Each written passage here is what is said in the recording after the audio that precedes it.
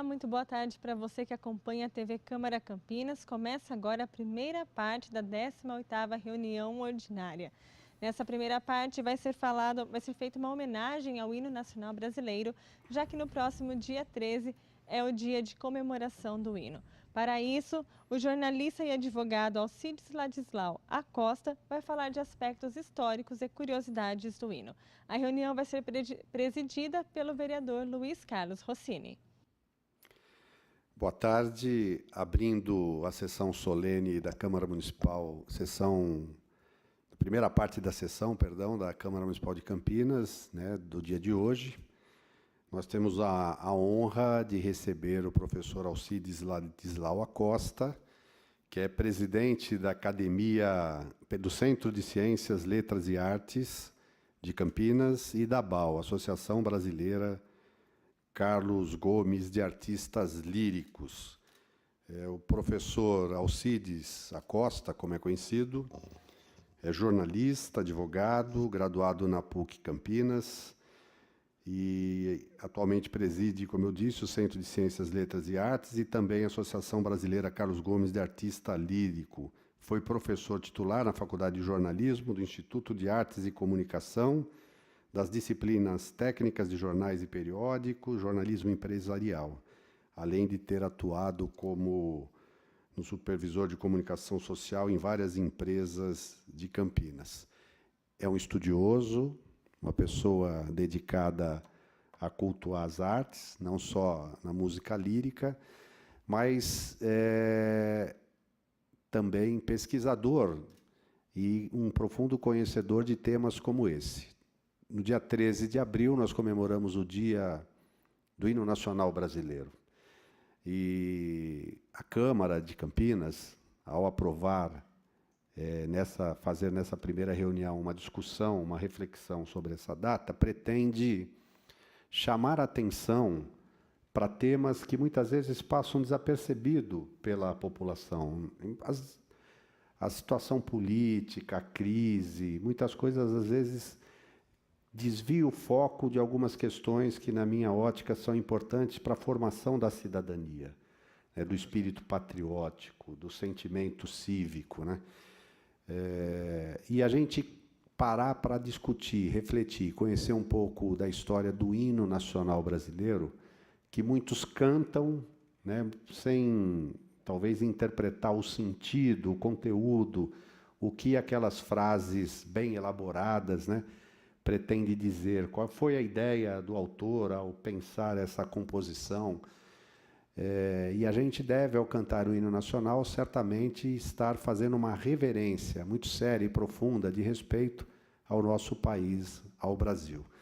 Então, para discorrer um pouco dessa história, falar um pouquinho para nós desse tema, eu passo já a palavra agradecendo o pronto aceite do convite que nós fizemos, Alcides.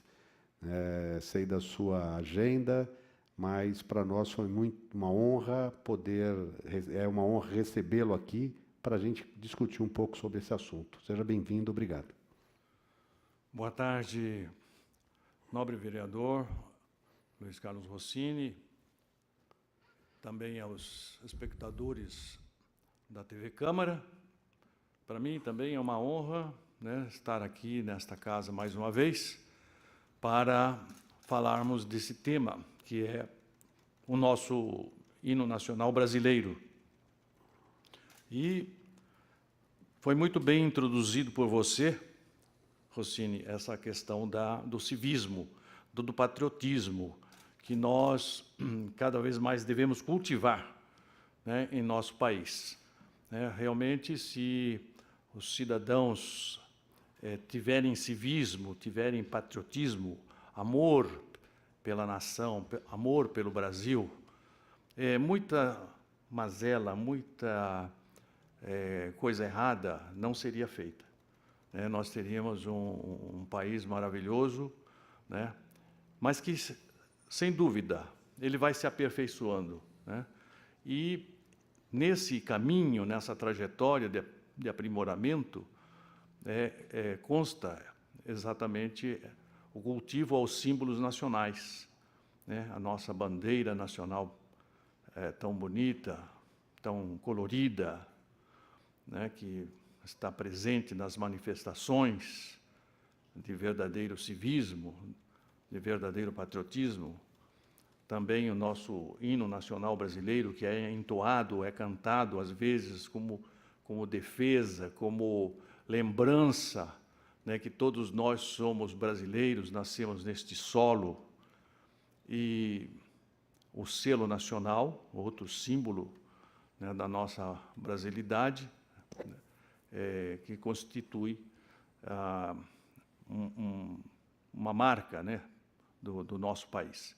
E, finalmente, as armas nacionais, né, o brasão, as armas do Brasil. Então, o hino nacional, ele sempre muito maravilhosamente entoado, com entusiasmo, né, por ocasião dos grandes certames esportivos, né, nas nossas Copas do Mundo, né, é onde ele mais se ouve, né, e que, devido exatamente a essa popularidade, ele hoje é apresentado também antes de todas as partidas de futebol. Mas, desde 2009, houve um decreto, né, uma lei, que tornou obrigatória, pelo menos a execução uma vez por semana, nos estabelecimentos escolares. Desde 2009, então, seria uma incumbência, uma tarefa, né, uma programação das escolas, fazer a execução do hino nacional brasileiro pelos alunos, né? Isso realmente é fundamental, porque o hino ele tem uma letra, né, é uma letra em duas grandes estrofes, né, que tem palavras rebuscadas, né, porque foi criado por um jornalista, um escritor, né, um poeta, né, que depois passou a integrar até a nossa Academia Brasileira de Letras, né, que foi o Joaquim Osório Duque Estrada, né.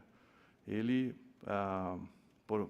provavelmente foi muito feliz na criação desse hino com palavras tão candentes, com palavras tão entusiásticas a respeito das riquezas e das belezas do nosso país, né. Para chegarmos até o atual hino nacional brasileiro, até a atual letra que nós temos, que nós cantamos, houve vários caminhos, várias modificações, vamos dizer assim, uma trajetória meio tortuosa, né? Porque, na verdade, foram escritas pelo menos 3 letras, né, desde 1831, quando, no dia 13 de abril, para homenagear ou para se despedir de Dom Pedro I, que havia abdicado do trono em favor do seu filho, né, do Dom Pedro II, ele foi ouvido pela primeira vez, né, e nessa ocasião teve uma letra que, por sinal, era um pouquinho agressiva, né, porque havia exatamente aquele sentimento de brasilidade, aquele sentimento que já, de certa forma, vivia dentro do peito, né, aquele sentimento represado, né, do brasileiro de ser independente, né. Então, foi assim um pouco agressivo com relação aos portugueses, né.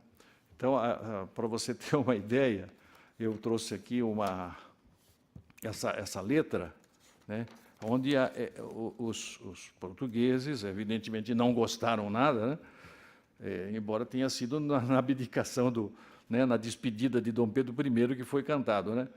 Os bronzes da tirania já no Brasil não rouquejam, os monstros que o escravizam já entre nós não vicejam.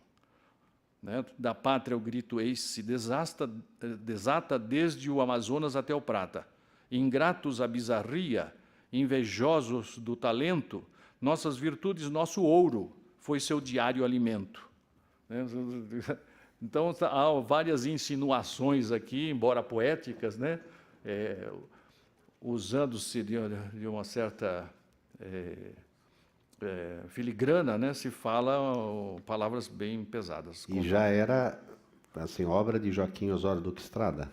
Não. Essa aqui não. foi a primeira, de 1831. Né? Foi um outro poeta da época que fez. Né? Mas a primeira vez que foi ouvida a música foi essa música que nós conhecemos até hoje. Era o mesmo hino, né, que nós temos hoje. Ouviram do Ipiranga as margens plácidas. Este aqui que está... que era a música que ficava de fundo a essas palavras. Né? A outra versão foi em 1841, quando houve a coroação de Dom Pedro II. O menino Dom Pedro II, ele cresceu, né? Houve aquele período da regência, né? Onde ele foi tutelado, né? E em 1841, atingindo a maioridade, ele assumiu o trono, né, do Brasil. E aí, então, teve uma outra letra que diz assim: quando vens, faustoso dia, entre nós raiar feliz, vemos em Pedro II a ventura do Brasil.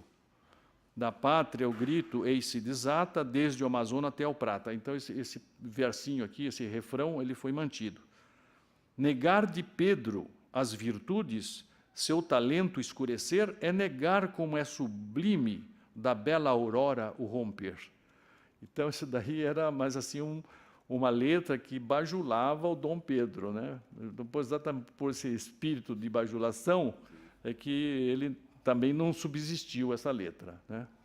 E aí, finalmente, houve em 1889, né, a proclamação da República. Nessa proclamação da República, muitos dos símbolos foram substituídos, né? E, inclusive, o hino nacional começou-se a procurar um outro hino, né? Foi sugerido até fazer um concurso para o hino nacional brasileiro. Foi proposto ao Carlos Gomes que ele fizesse o novo hino nacional brasileiro. O Carlos Gomes, por lealdade, por fidelidade ao Dom Pedro II, que o amparou tanto, ele recusou. Inclusive, já tinha sido depositado na conta dele, né, já tinha sido enviado para ele o dinheiro que ele precisava tanto, porque ele estava numa necessidade, assim, numa penúria, enfrentando grandes problemas financeiros, mas ele abriu mão do dinheiro, né, ele devolveu o dinheiro já estava com ele. Ele devolveu o dinheiro para o governo brasileiro, né?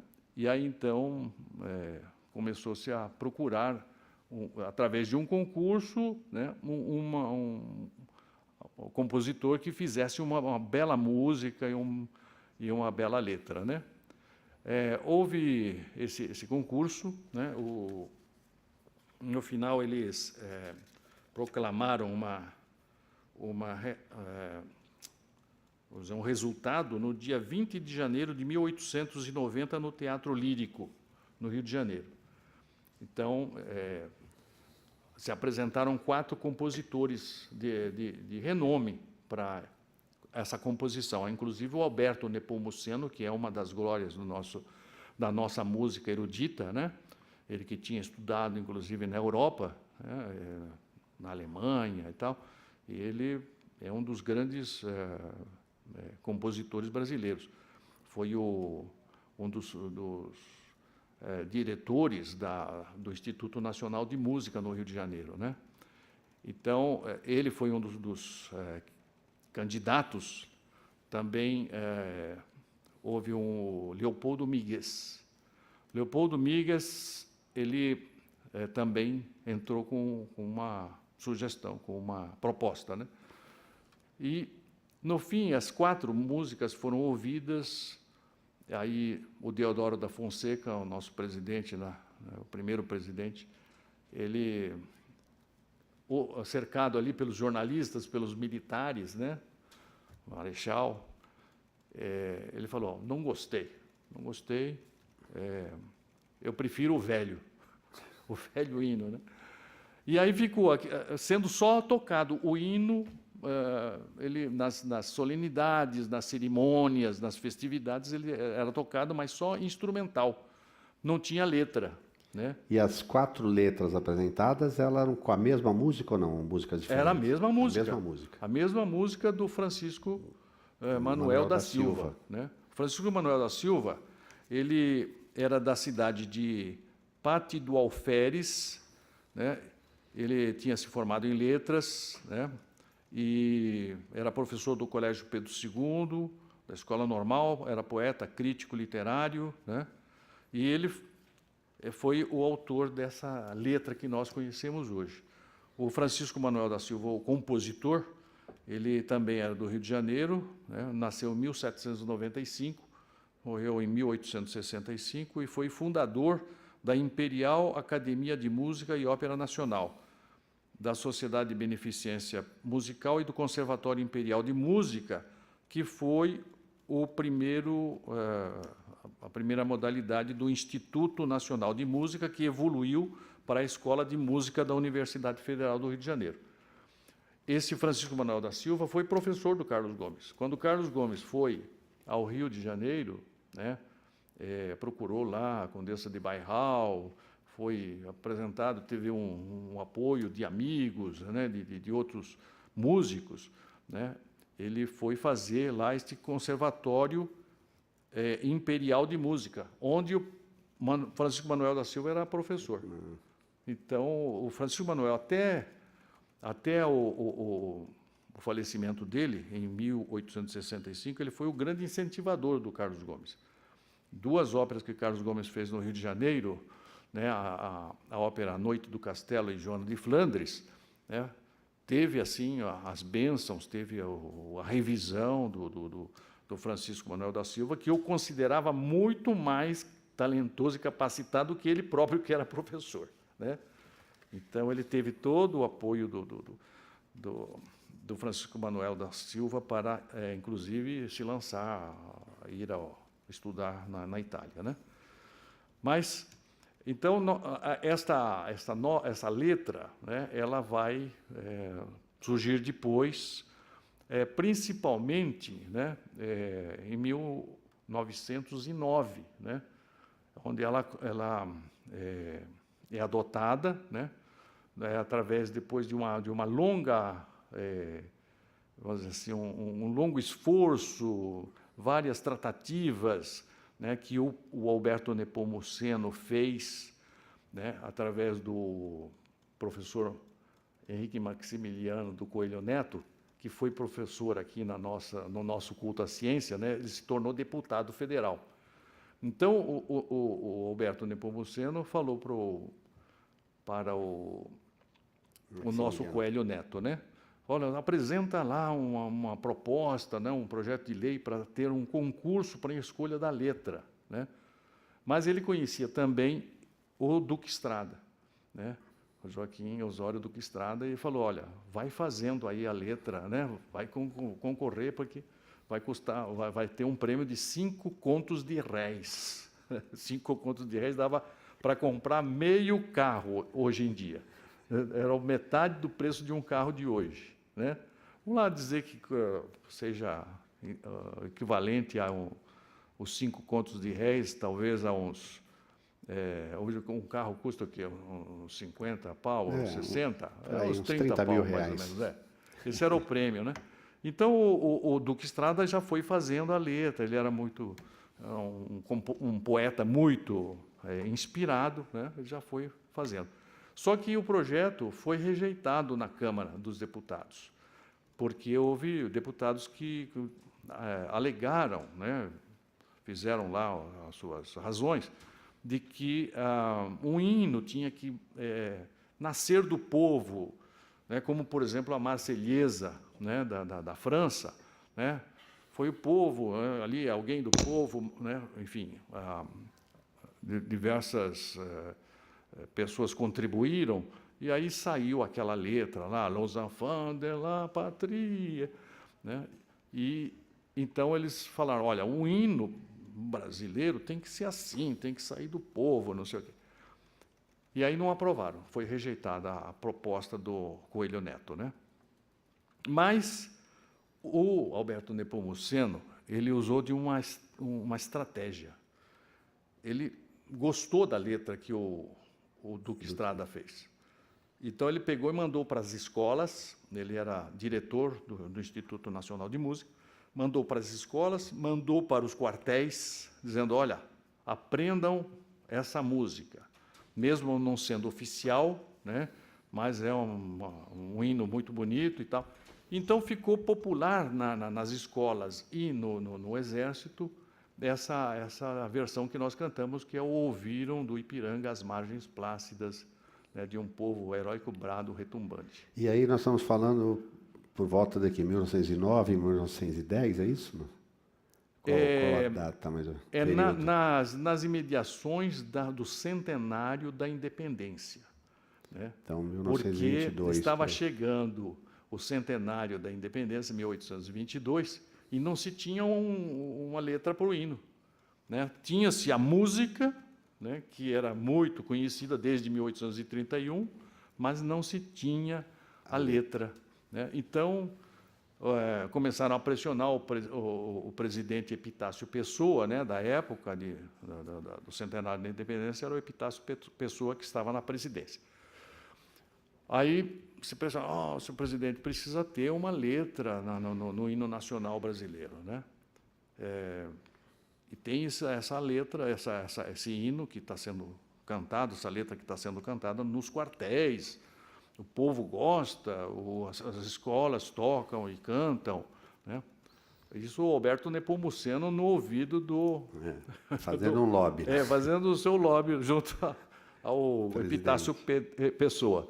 Aí ele vai, no dia 6 de setembro de 1822, ele solta o seu decreto institucionalizando o hino nacional brasileiro com a letra do Joaquim Osório Duque Estrada e a música do Francisco Manuel da Silva. Interessante. Agora, depois deste... E o Osório Duque Estrada não chegou a receber, então, os 5 mil... Não, recebeu. 5 contos de réis, recebeu? Recebeu os 5 pau. Lógico que essa primeira letra tinha também outras palavras e outras frases, pequenas coisas que precisavam ser revisadas, né? Precisavam ser melhoradas, arredondadas, vamos dizer assim. E foram feitas 11 modificações em cima daquela letra, né, que nós conhecemos hoje. Né? Mas a letra que nós cantamos hoje que está como oficial. E do ponto de vista poético, assim, o que você destacaria nessa construção? Porque parece que ele fala... As frases são de trás para frente, né? Ouviram do Ipiranga exato, as margens plácidas. Né? Isso aí era um estilo dele, de Osório Duque Estrada? Era alguma coisa do momento? Isso daí é uma construção, né, que a gente diz que é do tempo das arcadas, né, do romantismo, né, que usava essa linguagem rebuscada, gongórica, né? Então, se fazia essa inversão como um recurso linguístico, né, para embelezar mais, para rebuscar mais a escrita poética, né? E dentro de todas aquelas licenças poéticas que a poesia permite, né? Então, há uma inversão, né? Mas exatamente por isso é que se precisa ensinar nas escolas, né?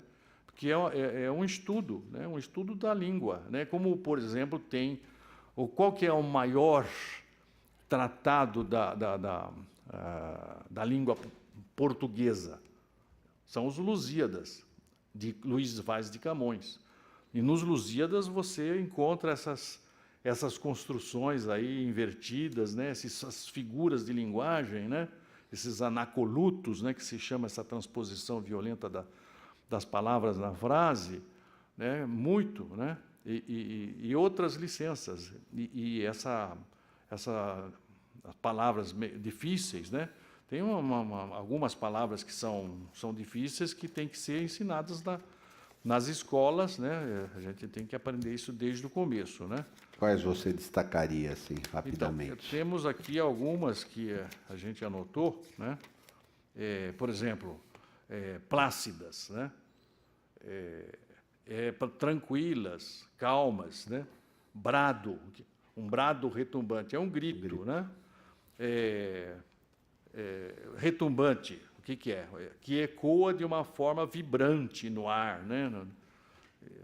Os fúlgidos, né? Raios fúlgidos, é um raio com uma luz intensa, né? Penhor, né? Que é uma garantia, né?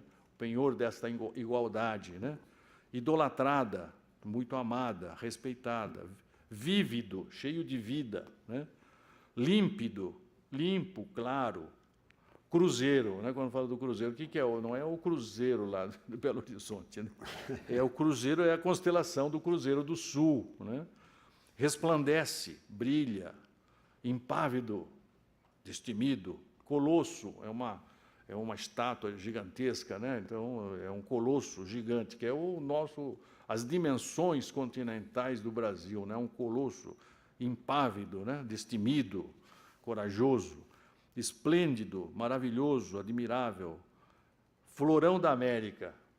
O florão, ele é um ornamento, um enfeite da construção, né? Você tem no teto, né? Os florões, né? É uma coisa que enfeita, que adorna, que embeleza, né? Então, o que é o Brasil incrustado na América do Sul? É um florão, é um ornamento, é tão bonito ali, né, que é como se fosse uma joia, né? Garrida, né?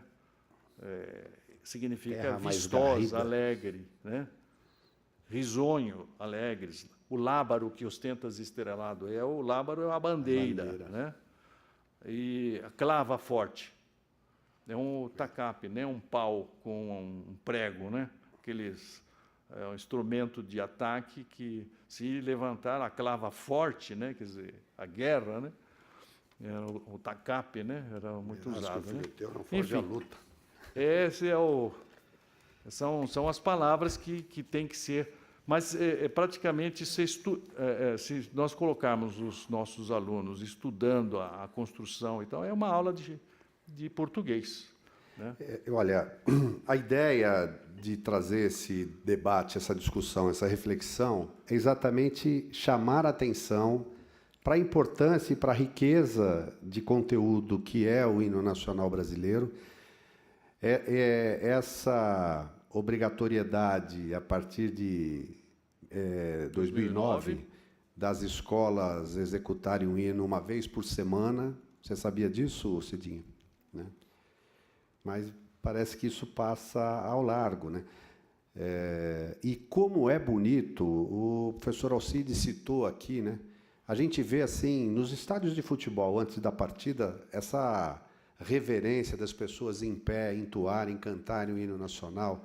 Isso fortalece esse sentimento cívico. Eu acho que quando você ama o seu país, eu acho que você vai também vigiar mais as suas próprias condutas, né? E não deixar que tantas coisas aconteçam. Então, eu acho que a base do civismo está, assim, em valorizar, né, os símbolos nacionais, o hino brasileiro, o hino nacional brasileiro, tão bonito de ser cantado, né, emocionante, é uma delas, né? Perfeito. E, assim, hoje, Osório Duque Estrada, ele é reconhecido pelo hino, além dos 5 contos, não era mais contos de réis, né? Quando aí já era outro valor, né? Ele recebeu algum outro tipo de prêmio, láurea, por essa obra? Não, ele foi convidado para integrar a Academia Brasileira de Letras. Eu ia falar Academia Campinense de Letras. Também, né? Seria muito bem-vindo. Mas a Academia Brasileira de Letras, né?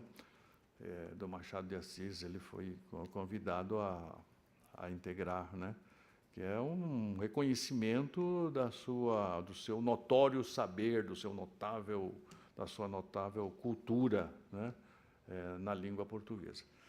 Tem mais se me permite, um fato pitoresco, Sim. né?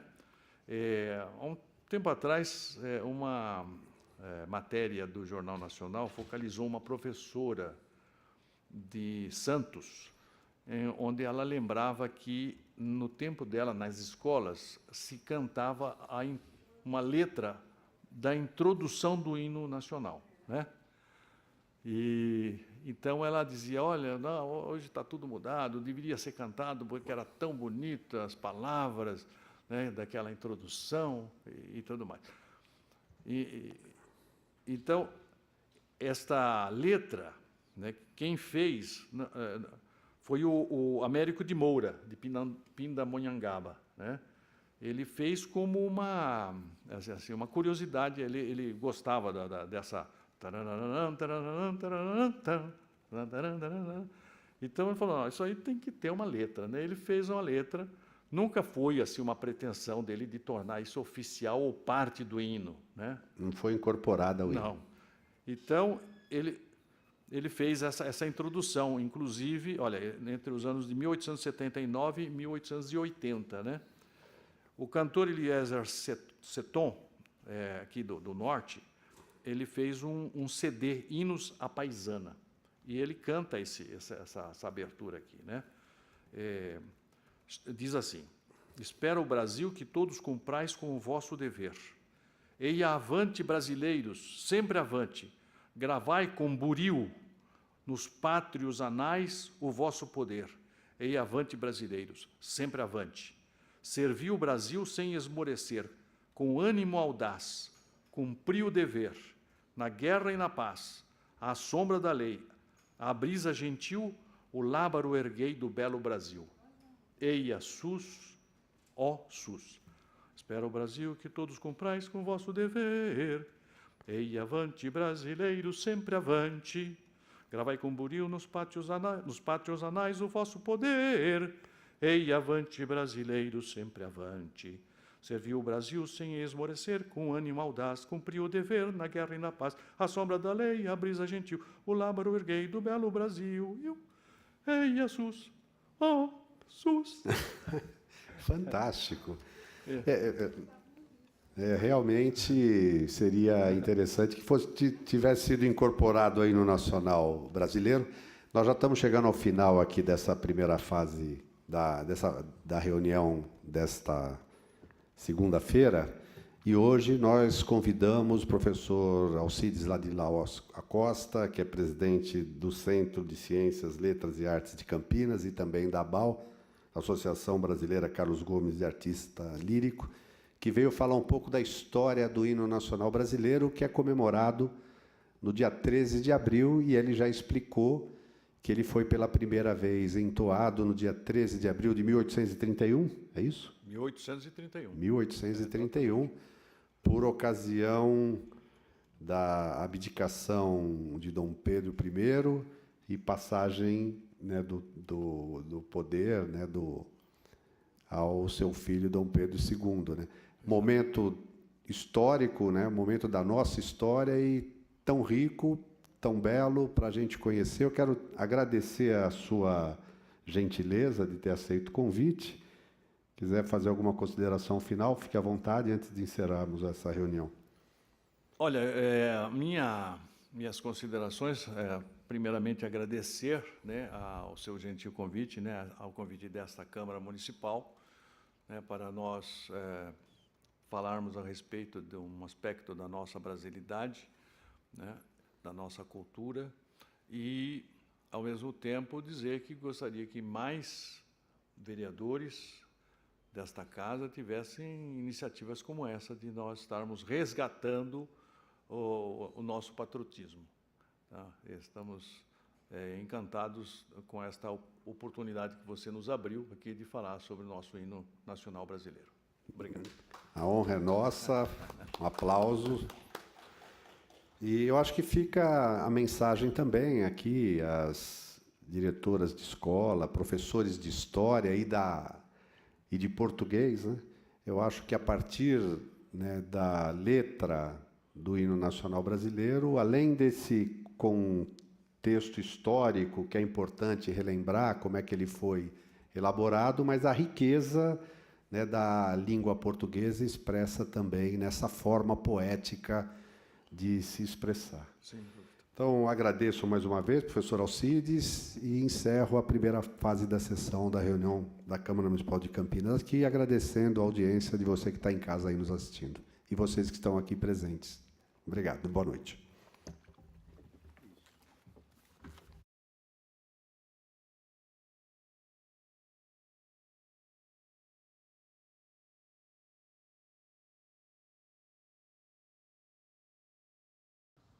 Terminou agora há pouco, então, a primeira parte, que tratou de uma homenagem ao hino nacional brasileiro, e daqui a pouco você confere a 18ª reunião ordinária. Até...